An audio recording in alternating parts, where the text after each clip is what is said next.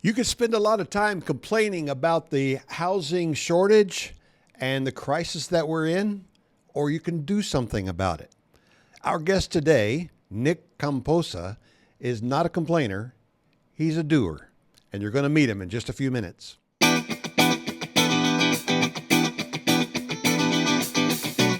It's time for Flipping America, the show that helps you understand how real estate investors think, analyze opportunities, and build wealth through real estate.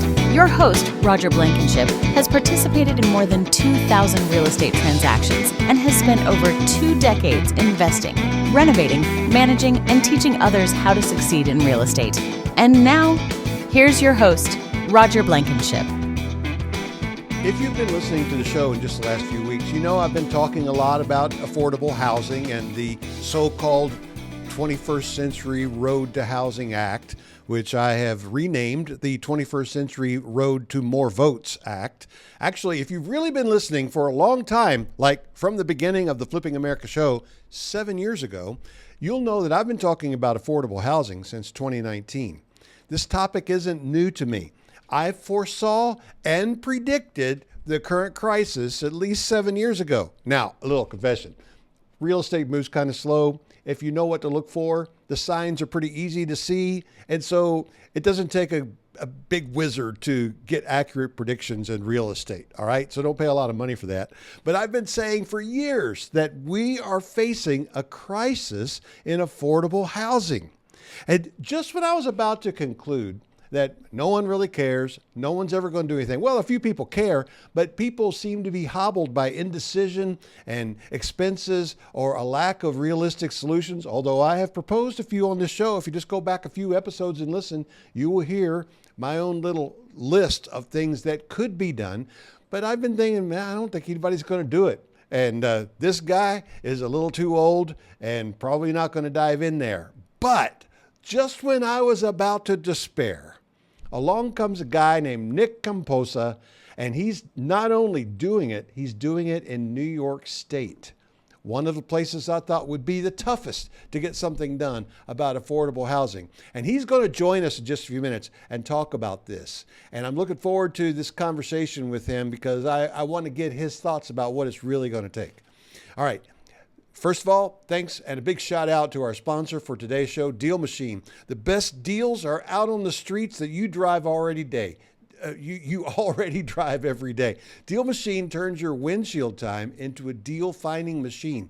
See, if you find a distressed property, right there from the app, you can pull the property owner's identity, take a picture of the house, send them a direct mail piece, maybe a postcard, and even before you reach the next block, it's on its way. Deal Machine has a built-in dialer, automated follow-up sequences, and a CRM so you can manage your pipeline. It's a complete solution, and it's the best driving for dollars thing I've ever seen. Second place isn't even really close. And here's the thing. Thanks to our conversations with the good folks at Deal Machine, you can try it for free. Just go to flippingamerica.net/Deal Machine or click the QR code that you see on the screen right above me. Deal Machine. All right, let's move on to listener questions real quick. We got a couple that I really want to answer before I talk to Nick. First is Beryl from Peachtree Corners, Georgia. She says, my husband and I, that's Beryl for those of you that are wondering, my husband and I have bought a few properties on Lake Lanier over the years to use as an Airbnb income. Now the county has decided to ban short-term rentals. What can we do to fight them on this? Well, I don't know if you're really going to like my answer to this, Beryl. And I know a lot of others, a lot of you are also in the same position.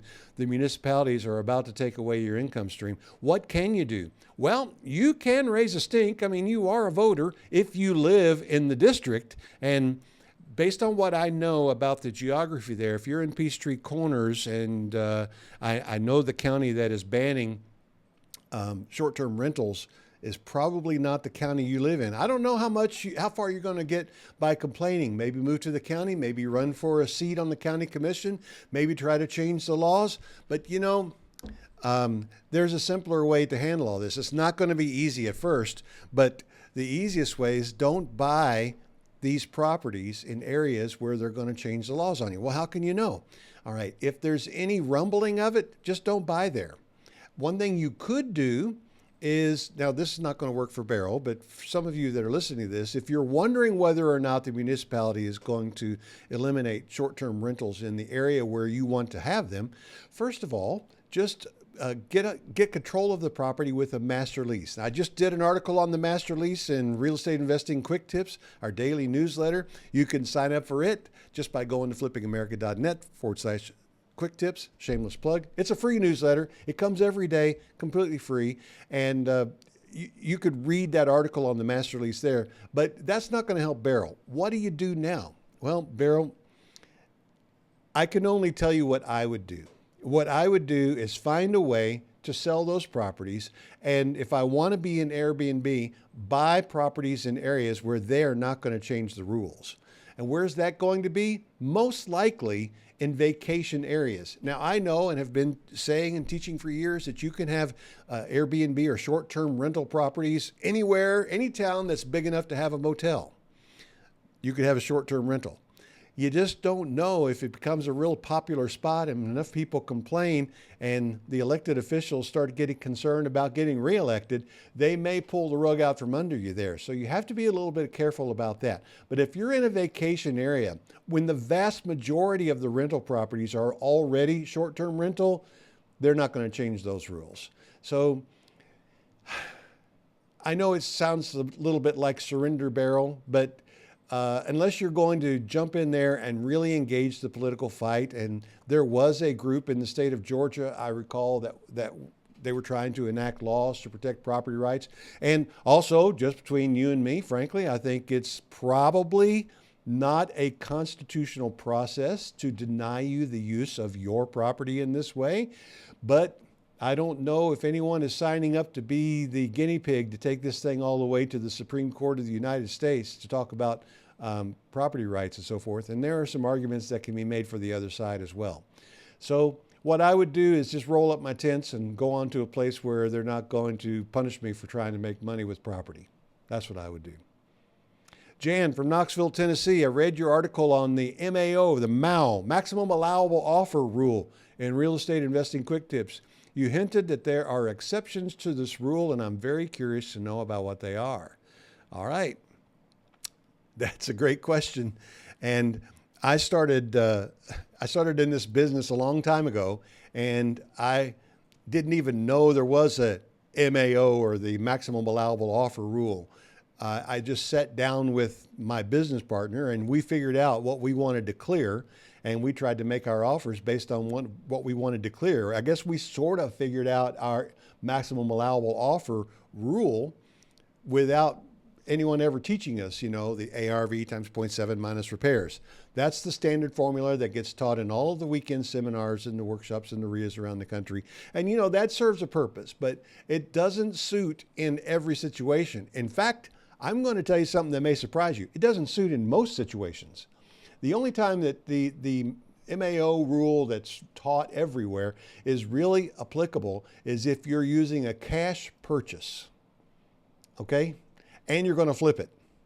If you're using cash and you're going to turn it into a rental, your maximum allowable offer might be different. And if you're going to turn it into a short-term rental, it could be different again. And if you're going to turn it into a co-living, it could still be different. And if you're going to maybe exit the property with seller financing or lease option contract, it's still different. Or if you're going to exit the property with a, did I say lease option? I don't know. Lease option, seller financing, all of the different exits determine or have an impact on what you could pay and still make your targets. Plus, cash isn't the only way to buy a property. I've got 9 other ways that I've used over the years to buy and control real estate, and every one of those brings a little bit different wrinkle into the situation. And what's needed is somebody who can sit down and figure out, that's 10 different acquisitions and 6 different exits, and so that's 60 different deal structure possibilities, and somewhere in there there's a range of what you could offer for each one of those to make it work out to hit your numbers. And of course that number is going to change a little bit if your numbers are different. I know when we sat down 25 years ago and picked out our numbers. We sort of picked them arbitrarily, how much money we wanted to make on a property and what kind of return we wanted to give our partners who were investing in us. And so we used those to determine our max offers, not so much what the property was selling for or what it was worth. We knew the most we could pay and hit our targets would be this. And so somebody needs to sit down and think about those 60 deal structures and what someone should be willing to pay. And guess what? I did. I'm going to talk more about this in the coming weeks, and maybe in about, I don't know, this is July of 2026 as I record this. Maybe in another 60 days or so, I'm going to have something for you to look at, because I've been working on this for a minute, and I think it's going to be pretty good. All right, thanks for the questions. If you have questions about real estate or real estate investing, send them to questions@flippingamerica.net. questions@flippingamerica.net. They will come in. Even if we don't use your question on the show, I promise you we will answer your question. Okay? Now, we're not going to, there's a caveat. We're not going to run your comps for you. We're not going to do your homework. But if it's a question about real estate investing or just real estate in general, if it's some principle or some precept or some thought or some philosophy that you would like some input on, we'll be happy to answer that question. And look, this goes for home buyers as well, not just investors. If you're thinking about buying and there's a part of the process you don't understand, write us. We will answer it. I know I have been there. You know, before I was an investor, I was just a lug that had a W-2 job that wanted to buy a house for his family and showed up at a closing and signed my name to a bunch of papers I didn't understand. And to be honest, I sort of trusted the process and didn't even ask. I didn't care. I just knew what my house payment was going to be, and that we could swing that, and I moved on down the road. I didn't know any of the terminology. Okay, so I understand that if you're a home buyer. And so if you have questions and you really want to know, just send them to questions@flippingamerica.net. We'll answer them. We've answered thousands of questions. We will answer yours. All right, let me tell you a little bit about Nick. I'm going to just read here from the bio. Nick went from union apprenticeship and Manhattan job sites to federal financing structures, state policy corridors, and inner city brownfield sites. He's a union-trained carpenter. He did his 5-year apprenticeship. He rose to foreman and superintendent on high-rise work in Manhattan. He launched a commercial contracting firm in his mid-20s, delivered multi-million-dollar projects across the Northeast, and now he leads a company called Hudson Housing Lifestyle in the Hudson Valley. And he has 5,000 units in his pipeline and 2 active flagship sites. He is blunt that we are not running out of land, money, or demand. We're running out of developers willing to execute when the room gets messy. And I'm going to talk to him in just a minute. But first of all, just one more shameless plug if I could. On the screen, one of these sides of me, I don't know which one the editors are going to pop it onto. We've got some QR codes, and those are for 2 other newsletters that we produce here, and I'm proud to be associated with them. One of them is Rewind. It's a daily look at the top 10 events in world history, and I learned so much researching and writing it, and I think you'll learn some too. If you're interested in history, and without having to memorize, kings and dates and all the dates of battles and wars, I think you'll be interested in this. And then the other is Wonder. It's a daily dose of wow, courtesy of nature. Every day we bring you some fantastic, wondrous thing from the universe around us. And really our goal is to cause our readers to lean back and say, wow. And sometimes it's an animal or a plant or something about outer space. And sometimes it's an invention from a human. There are a lot of things that can make you say, wow, and we try to find one for you every day. So they're both free newsletters. All the newsletters are free, and I encourage you to subscribe, and there's a way to let us know what you think about them, and we love to hear from you and want to know what you think. All right, let's talk to Nick. Nick, welcome to the show. Thank you for having me. Looking forward Glad to have you here. You. Yep, we've been talking for a minute already, and I just want to dive right in. First of all, let's just start a little bit about your background, because it's, what I have says that you started out as a union apprentice, and then at some point in the process, you realized you knew more about what was going on than the people that you work for, and somehow You went from that to where you are now. I'd like to know about that journey. Yeah, it's funny. Even before the union apprenticeship, I worked with my neighbor at 13, 14 years old. He was a union labor out of Manhattan. So he renovated his house. And then I went into, uh, a trade school for 2 years and worked with my shop teacher for 4 years. And that's how I got into union. By the time I got in union, I pretty much know everything. So I became a superintendent, but then I started a side job at second and third year. You know.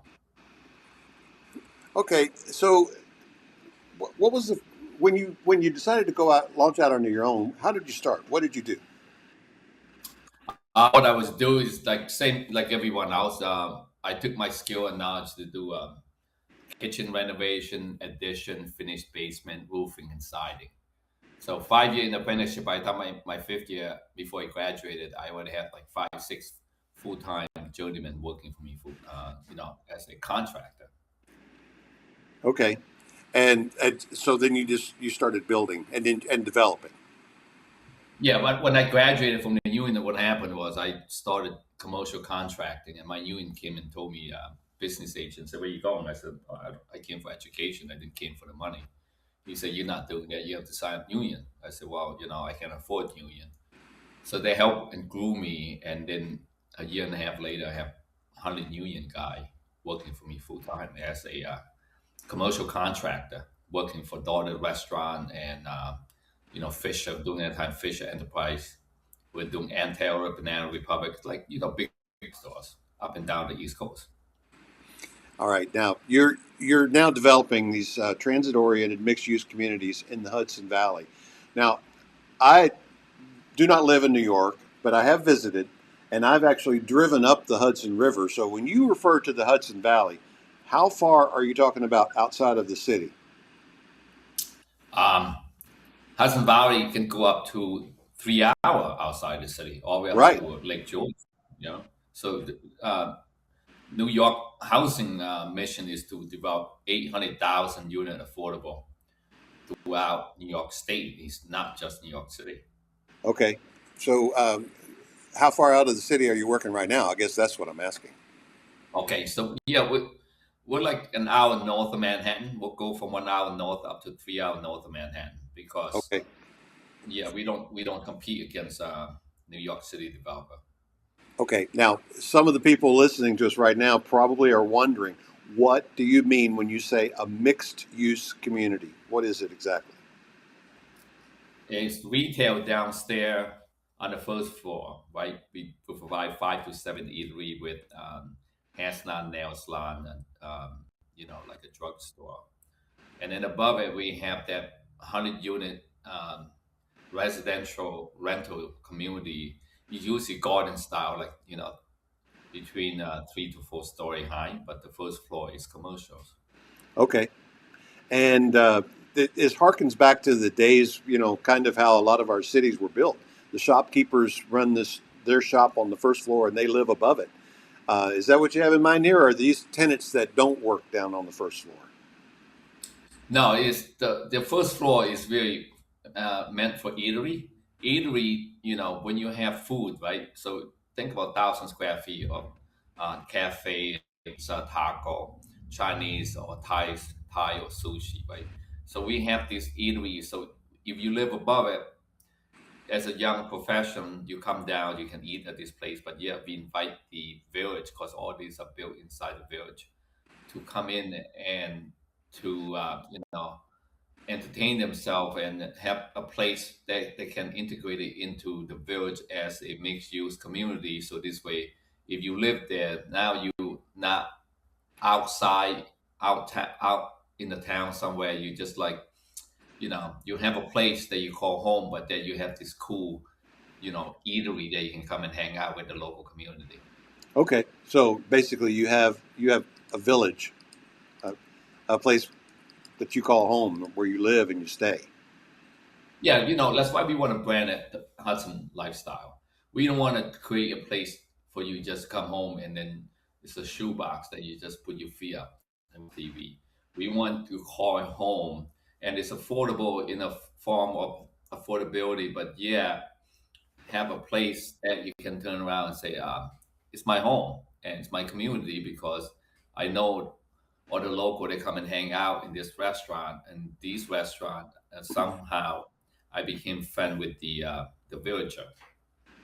Okay, now you're doing this in New York State, and I have actually flipped a couple of houses in New York State, and man, oh man, compared to the deep South where I'm from and where I've done most of my work, the bureaucratic um, process, let's just call it that, makes things a lot more difficult there. And, I, for myself, have chosen to just do business elsewhere. But you're right there, you're in the middle of it. Um, what's it like, the permitting process? When you go to this to start to develop a brownfield into your mixed use community, you end up having to get some zoning things changed and all that, right? How long does this process take? The affordability of affordable housing is different from anything else. It is the mission statement that implemented by New York State Housing Authority, Governor Hochul, to develop 800,000 units. She passed this massive legislation in April 2025. And out of 800,000 units, let me tell you, it's about 200,000 is already built. I'm looking to develop 5,000 units throughout the Hudson Valley.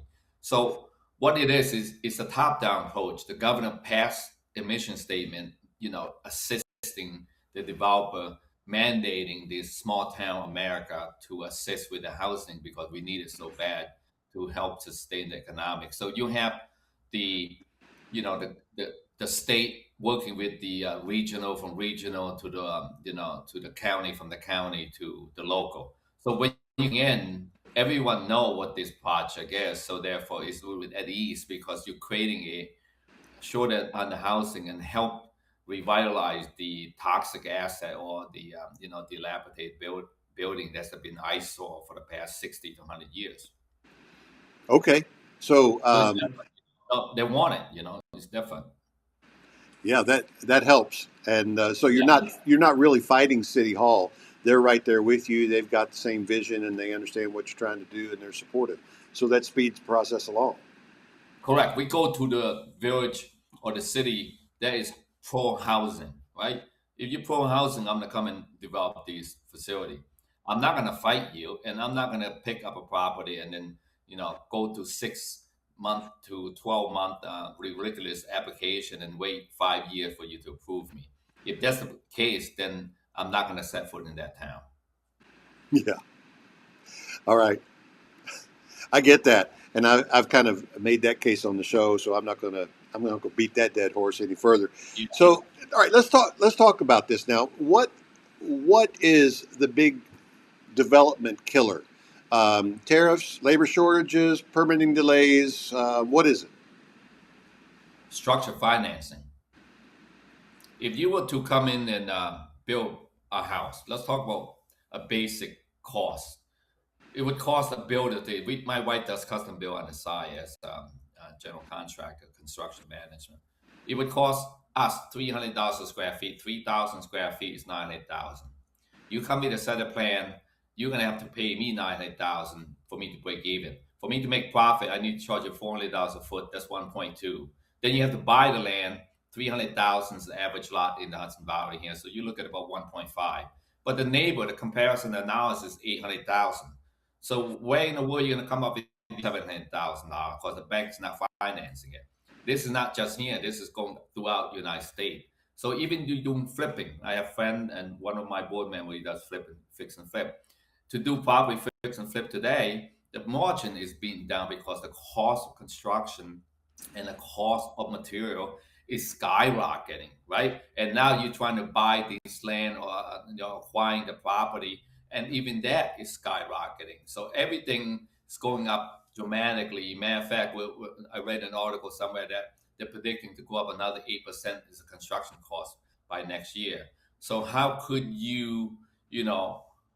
do something like this unless you have understand structured finance to get some of this grant money from the federal and state to assist you? Now, are you talking about financing for the end buyer or financing for the construction process? Construction process is capital stack on a shortfall to get the rest for the bank to give a loan, right? So each one of these is 50 million. And for us to develop this and then charge average medium income in my county, I cannot charge more than $2,400 a month for 2 bedroom.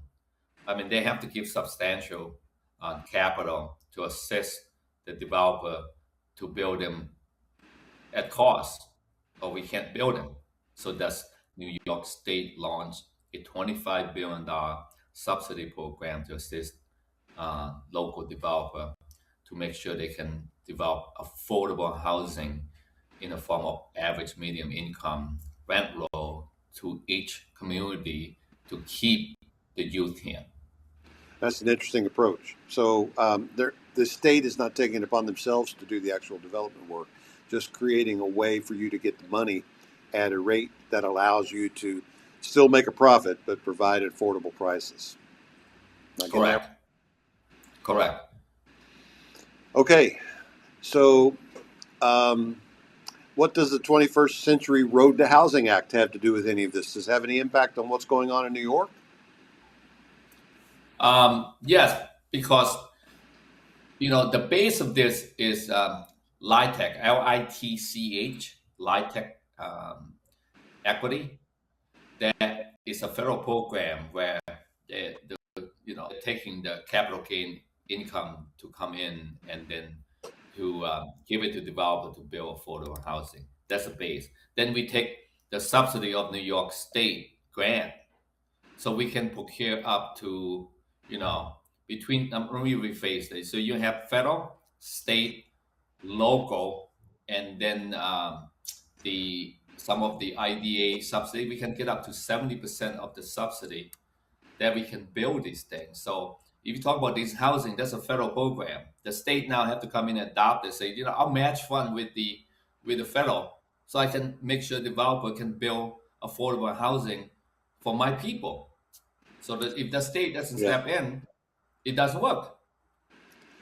Yeah, I'm just thinking about this whole thing philosophically. So tariffs. I don't want to pick on tariffs. Definitely don't want to argue, and I don't talk politics on this show. But tariffs have had an undeniable effect on the cost of construction-related goods. In other words, tariffs are a big reason that a lot of the prices have gone up. It's not the only reason, but it's one. So what I'm sitting here being amused by is the government created policies that made prices go up, and then they're taking the money from that to help drive down the costs of financing.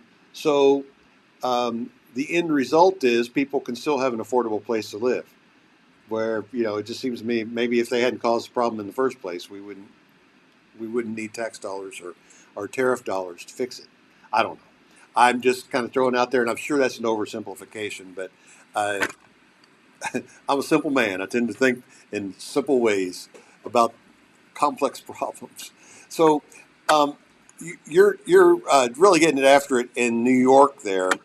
Do you think that the Road to Housing Act is going to make a positive difference across the country? Like I said, it's got to be a program where the state have to get involved, not just the federal, right? And if we don't, it would be a disaster for the United States future generation. When you think about it, when we talk about tax, let's talk about capital gain tax. You got some rich guy that pay, sold something or inherit something. Now he's paying 50% of capital gain. What the federal government is saying is that you give me this money, we'll put it to a pool, and we use your capital to assist in affordable housing. You don't have to pay the capital gain to the government. It's going to go back to the community. And we'll pay you 6% or 7%, whatever how they structure, on this money. Because it's like me getting a loan from the bank. So that is an equity into my project. You talk about 40% of it. 50 million, 40% is $20 million. Without that footing, there's no way you can build these. I'll be honest with you, Roger. I don't know how you're flipping houses because the cost of development is outrageous. Yeah. And then you want me to charge cheap rate for the rent roll we're not talking about vouchers Section 8. We're not talking about low income. This is market rate rental for our kids, your son, my daughter, the policeman, the teacher, the nurses, the firemen, who cannot afford housing throughout the United States. If someone has to step in and do something, I'll be honest with you, we're heading for national security. And the reason New York launched this mission statement, because we need the head count. We just lost the resident population to the state of Florida. Florida is now the third largest population, not New York State. If we don't keep the youth here, it's going to be a national security for New York State. Because how in the world is we going to bid for the future business and law business to come to New York State when you have no workforce? That's major detrimental. Then you talk about tax. You know, I mean, that tax there is nothing comparing your town become dilapidated, and that's what's going on upstate New York since COVID. We're losing 430 people a day to the southern state. That's worse than subsidy on the taxes. That's how I feel. You know, I mean, that's my opinion. I'm not saying it, you know. We're just talking, right? So that's the way I look at it. Why do you think the people are leaving? Like that, I get emotional, Roger, because I really care about these development. You know what I mean? Yeah. So why do you think the people are leaving? The cost of New York State is outrageous. The housing, right? Listen, we have on a train stop, average rent is $5,000-$6,000. That same rent, you go into Texas, you're paying $900 a month. Think about it. Yeah. If you were just graduating from college, why in the world are you going to stay unless you make it affordable? The only reason you want to stay is because your mother and father, your grandmother, and your sibling are here. But you just graduated from college, and now you see opportunity. It doesn't matter how much you pay. It's like I'm just throwing the money into rent roll. So I'm going to go to Florida and I'm going to go to Texas. Well, I could tell you something, Nick. I've been to the Hudson Valley. I told you before. They don't have one of those in Texas. That right there would be a reason to stick around in New York. I mean, Nyack, New York is one of the most beautiful places I've ever been. And they don't have that in Texas. But anyway, I digress. I want to know, when you build this community, now you're talking about, I thought you were building these units in the mixed use community to sell, but it sounds like you're keeping them as rentals. No, it's the same thing what you're doing, buying a dilapidated building, getting subsidy from local, federal, state to build beautiful portfolio, and then I keep it for long term. It's like, you're fixing hole. So I fix and hole with a great subsidy, and I bring in, the capital from Wall Street to help me to procure the, site control, and then underwrite the federal and local grant, and then give it to the number one construction company that can guarantee turnkey this on time, on budget, along with using my union pension fund to come in to secure the senior debts or permanent finance. So I put the capital structure in place. That's why I said, is capital structure. So when the community is done, what does it look like? Not just built, but actually working for the people. What does it look like? It's 800 square feet for 2 bedroom. You talk about 650 for 1 bedroom. It's like an apartment, a beautiful apartment. What great is that we're taking this pre-existing building that used to be an abandoned warehouse, and this warehouse built, with bricks and stone. So we actually taking the shell and replicate it to make it look like a sex appeal. And inside we have a lobby. We're trying to give them the clubhouse with a pool, and then the eatery, and then the dry cleaning, along with the nail salon and hair salon, so they don't have to leave. They're gonna spend this money somewhere anyway. I want them to spend them in their community. Okay, all right. So I guess you've got 5,000 units in your pipeline, and you're using union labor, but do you have job openings? If anyone's listening to this and might want to come live in New York, could they reach out to you and say, hey, man, I want to come apprentice in your union and figure out how to do this? Yeah, New York State, by launching this housing authority, because we're getting, now, this is taxpayer money, right? A lot of people do it non-union. I believe in putting money back in the economy. The tax pay for this. and you got local, state, right? And then you have the Union Pension Fund guarantee the permanent mortgage to buy each debt. So I'm working with AFL-CIO head out of Washington, D.C. It's Union Pension Fund money that make this, standing by to buy the mortgage. So but that means if you build something, imagine you have to sell.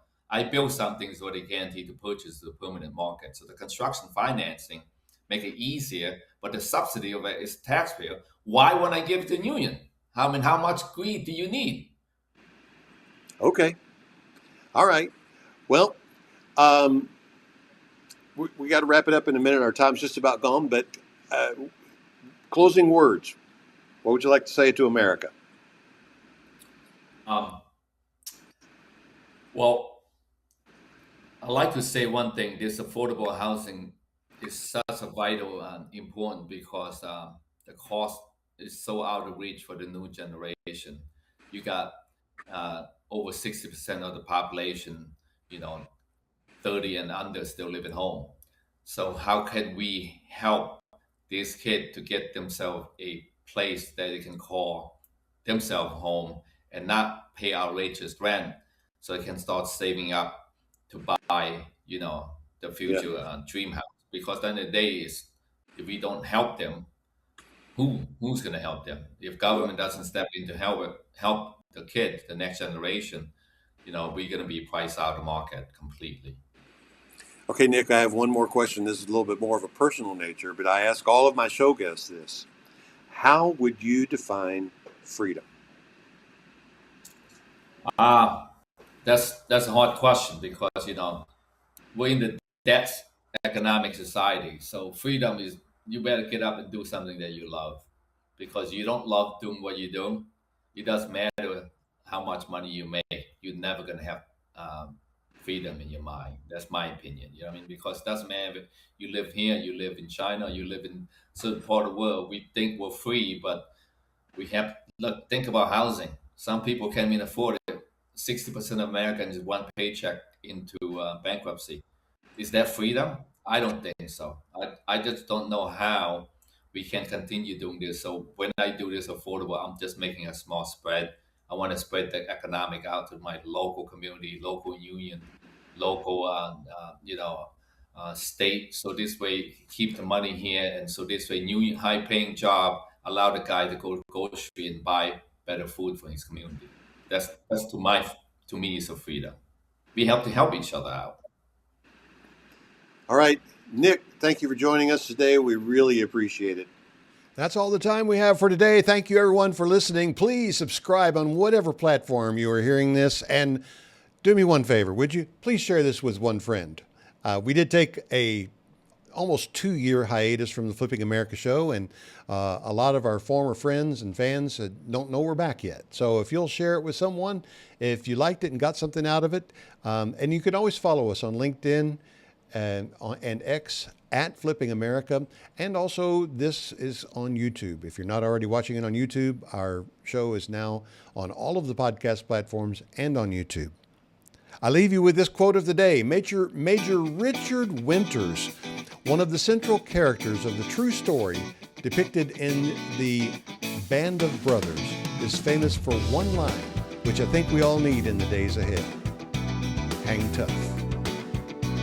You've been listening to Flipping America with Roger Blankenship. For more resources, free investing tips, and information about today's show, visit flippingamerica.net. Be sure to subscribe on your favorite podcast platform and share the show with a friend.